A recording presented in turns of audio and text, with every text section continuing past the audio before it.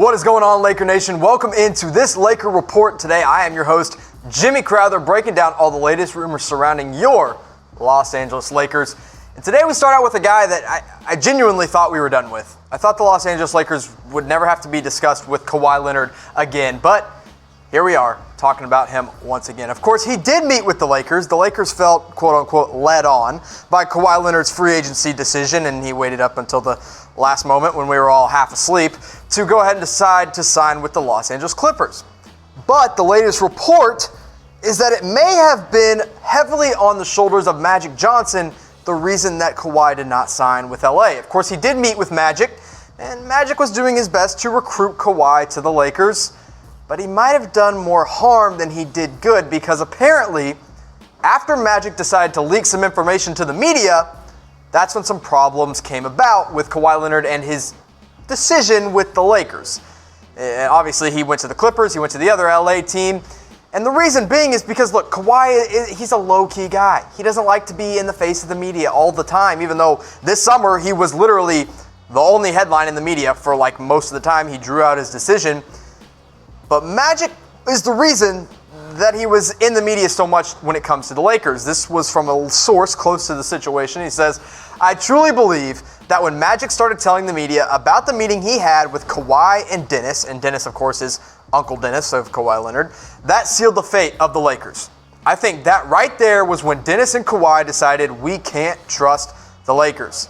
And obviously, when you're building something and you're building a team and you want to bring in a third star, trust is a big deal. And obviously, it was a big deal for Kawhi Leonard. Now, had they landed him, this is what they would have. LeBron James running the point, obviously. Kentavious Caldwell-Pope is probably back at the two guard. Anthony Davis is still manning the middle with Kyle Kuzma, who they hope can be the third star now. But they would have had Kawhi there. Now, this would have been a super team. Bar none. I can confidently say that this would have been the odds-on championship favorite. But Kawhi's not there anymore, and maybe it's for the best because he didn't want to form a super team anyway. And now he is with the Clippers, who, not a super team, but a pretty darn good team if you ask me, with Patrick Beverley and Landry Shamet manning the backcourt. Paul George and Kawhi, that's your big two right there. And Ivica Zubac in the middle, of course, Lou Williams and Montrezl Harrell. Incredible 6 men coming off the bench. So, look, more drama. I pray that this is the last time we will ever have to talk about Kawhi Leonard and the Lakers, because it's behind us now. He's on the other LA team. The Lakers have their core now, and it's set, and it's going to be a fun rivalry renewed. And now I got a question for you, Laker Nation. Are the Lakers better off without Kawhi? Because you think about it, they obviously added some depth, which they wouldn't have had the ability to do with Kawhi Leonard, with Danny Green, Boogie Cousins. They kept a lot of their same guys. Quinn Cook's on the roster as well. So are they better off without him? Type Y for yes, type in for no. And I got an even more important question for you. Are you a true die-hard Lakers fan? Like, truly, do you love the Lakers more than life itself? If you are, then you better subscribe. Because if you're not subscribed to the Lakers Report, that tells me you're not really that loyal to the Los Angeles Lakers. So hit that subscribe button. Make sure you are staying up to date with everything we do here on the Lakers Report. Now let's move on to a current Laker. Anthony Davis. Look, he's probably going to be entering free agency in 2020. He has a player option, but we all expect him to opt out of that. And the latest rumor is that he may be considering signing with his hometown team, which is the Chicago Bulls. Of course, he was born and raised in Chicago, Illinois, and obviously that's where the Bulls are. And if you grow up in Chicago, I have a feeling that Anthony Davis probably grew up a Chicago Bulls fan, and he was asked about it pretty recently by the Chicago Tribune. And he was not shy about his feelings of playing in his hometown. Look, it's nice to go home every once in a while, and this is what Anthony Davis said. He said, Chicago is definitely hometown. If the opportunity ever presents itself, and when that time comes, I'd definitely consider it.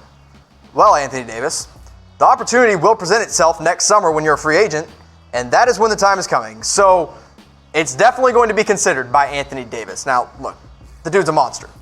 A walking double-double. He's going to block everything in the paint, and he's becoming a good three-point shooter at 33.1%. The Lakers obviously want to hold on to him for long term. They hope he doesn't seriously consider the Bulls.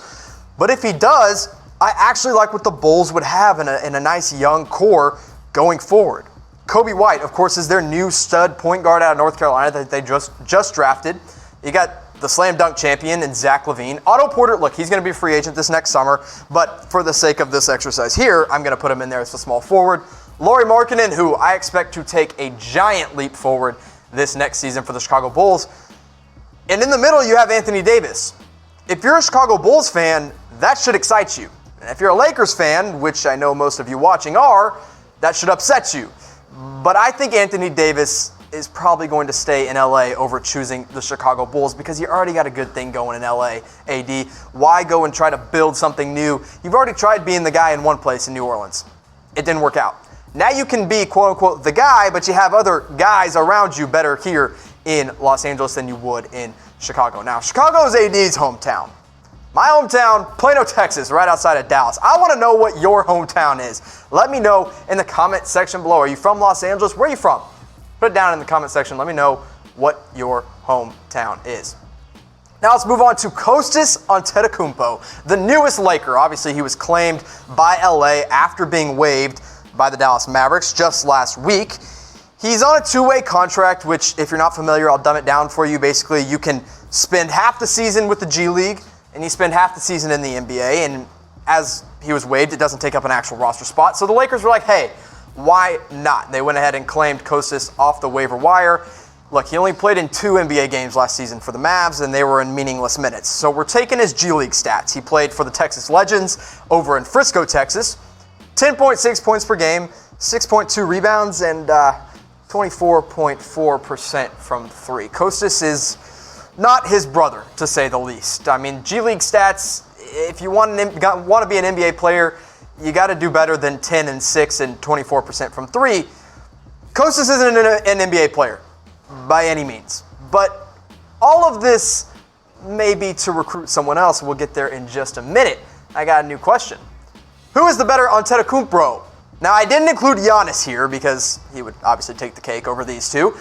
But if you think it's Thanasis, who is now with the Milwaukee Bucks, type T in the comment section. If you think it's Kostas, type K in the comment section. Right now, Thanasis is probably the better player, but I think Kostas can be better eventually. He's just going to take some time to develop because he's like 19, 20 years old. So take your time there, Lakers, and maybe you can wait for Giannis in 2021 because this may all be a part of a recruiting pitch for him. Now let's remember, the Lakers recently just signed Frank Vogel as their next head coach. But with him, they brought on a new assistant in Jason Kidd. And where was Jason Kidd before that? Let's think back a little bit. The Milwaukee Bucks. He was the head coach of Giannis Antetokounmpo. Giannis loved him there. He defended him when he got fired. He vouched for him not to get fired. And now the Lakers bring him on. And then, just the other day, the Lakers are like, oh, hey, Kostas is available? Yeah, Giannis, we'll sign your little brother. Why not? So they bring him on. And then Giannis, in 2 years, is going to be entering unrestricted free agency in 2021. This could all be a part of a recruiting pitch for the LA Lakers. This past year, the MVP of the league averaged 27.7 points per game, 12.5 rebounds per game, 5.9 assists. And look, the three-point shot, it's about on par with his younger brother, but I think it's going to come around this next offseason. So let's all daydream. Let's do the little twinkle effect. And we dream ahead for the Los Angeles Lakers. LeBron, that's your point guard. Kentavious Caldwell-Pope, I'll keep him there in the backcourt. Kuzma, Anthony Davis, Giannis Antetokounmpo. That is 3 MVP caliber players on one team. Giannis, LeBron, and AD. I mean, that's just a championship. Like, just give them the ring on day one of the NBA season in 2021, if that actually happens. It'll be a lot of fun to pay attention to kind of monitor that situation. We'll do it all right here on the Lakers Report. And I got a question now. Where will Giannis sign in 2021? If you actually think it's going to be the Lakers, put it down in the comment section. If you think he stays with the Bucks, which is my prediction for now, but things can change, let me know in the comment section. I think Giannis is a loyal guy. I think he's a hometown dude. He's going to, obviously, if he was a hometown dude, he'd be playing in Greece, but he likes where he is in Milwaukee. So I think he stays there in 2021. Last thing I want to get to today is a little update for you guys on Boogie Cousins. We haven't really heard a whole lot about how he's doing and where he's at with his injuries. And, you know, he wasn't fully healthy in that NBA Finals, but according to Quinn Cook, one of the newest Lakers, he says Boogie is 100% now. And hopefully that means 100% like back to the old Boogie. Now, the Lakers did sign him for just 1 year, $3.5 million, a low risk, high reward kind of signing there. if you're the Lakers, bring some depth in. And another thing it does is it keeps Anthony Davis happy, because Anthony Davis was the one that was really recruiting Boogie to the Lakers, because they did spend some time together in New Orleans, and they flourished there. I mean, they did really, really well. When Boogie was healthy, I mean, this was his last real time when he was healthy before going down with the Achilles injury in New Orleans alongside AD, where he's going to be in Los Angeles. I mean, this is an MVP-type season at 25 points, 13 rebounds, knocking them down from deep, a stretch 5, if you will, and dishing the ball pretty well at 5.4 assists per game. I love that, and I can confidently say, if the Lakers get this version of Boogie, if they get New Orleans Pelicans Boogie, I'd say they're the title favorites. I really do. I truly, truly believe that. But I just don't know if they're going to get that Boogie. I mean, Quinn Cook says 100%, but is 100% what he did at Golden State before he went down with another injury?